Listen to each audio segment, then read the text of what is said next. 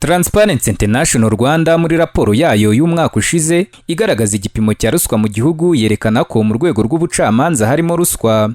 Nk'ubu bibarwa ko mu mezi 12 y'uwo mwaka mu bucamanza nibura umuntu watanze ruswa yagiye yakwa ibihumbi 348 by'amafaranga y'u Rwanda. Mu kiganiro n'abanyamakuru gitangiza icyumweru cyahariwe kurwanya ruswa mu nkiko cyitabiriwe n'inzego zinyuranye ziri mu runana rw'ubutabera, hagaragajwe ko ruswa mu bucamanza abayirya bakoresha amayeri menshi bityo kwitacika abantu badatinyutse gutanga amakuru. Maître Moise Nkundabarashi ni perezida w'urugaga rw'abavoka mu Rwanda, naho Havugiyaremye Aimable ni umushinjacyaha mukuru. Mu myaka ishize twagize abavoka bagera kuri 5 bakurikiranwe mu nkiko, 3 bahamwa iki cyaha cya ruswa, abandi 2 bagirwa bere.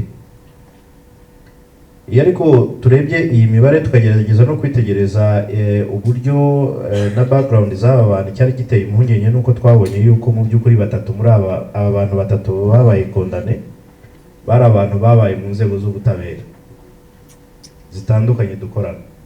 2 bari abacamanza, undi umwe yigeze gukora mu rwego rw'abacungagereza.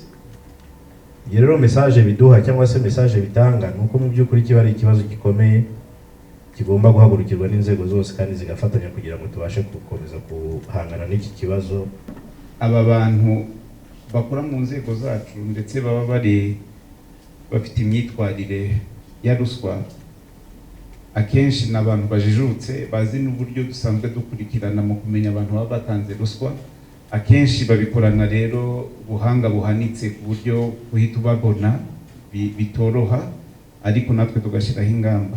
Nubwo abaturage bakunze gusabwa gutanga amakuru kuri ruswa, ku rundi ruhande abanyamakuru bagaragaje ko umuco wo guhishirana mu kibi negative solidarity uvugwa mu bari mu myanya y'ubuyobozi mu nzego zitandukanye ari kimwe mu bituma abaturage benshi badatinyuka gutanga amakuru kuri ruswa, by'umwihariko y'amafaranga menshi, kuko baba batinya ko baregera ari we barega, bityo bikaba byabagiraho ingaruka. Gusa perezida w'urukiko rw'ikirenga Dr Faustin Nteziryayo yavuze ko amategeko y'u Rwanda ateganya uburyo umuturage watanze amakuru kuri ruswa arindirwa umutekano, bityo asaba abaturage gutinyuka bakajya batunga agatoki aho bayibonye, birinda icyo yise kuyivugira mu matamatama kuko umutekano wabo uzarindwa. By'umwihariko mu rwego rw'ubucamanza ngo hari kwigwa uko hashyirwaho uburyo bwihariye bwo kubungabunga umutekano w'abatanze amakuru kuri ruswa, ku buryo nta muntu uwo ari we wese wapfa kumenya umwirondoro w'uwatanze amakuru.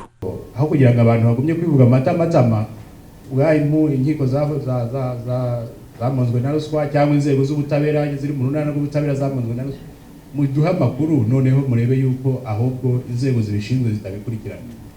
Naho ngaho nifuza rwose yuko abanyarwanda n'abatwumva bajye bihutira rwose gutanga amakuru. Hari uburyo bwizewe utagushyira rwose mu kaga akariko kose.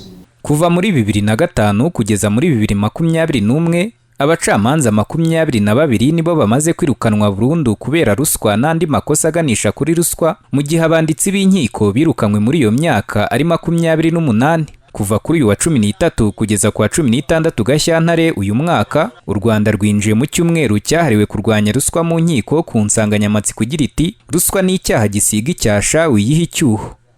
Daniel Hakizimana, Flash FM.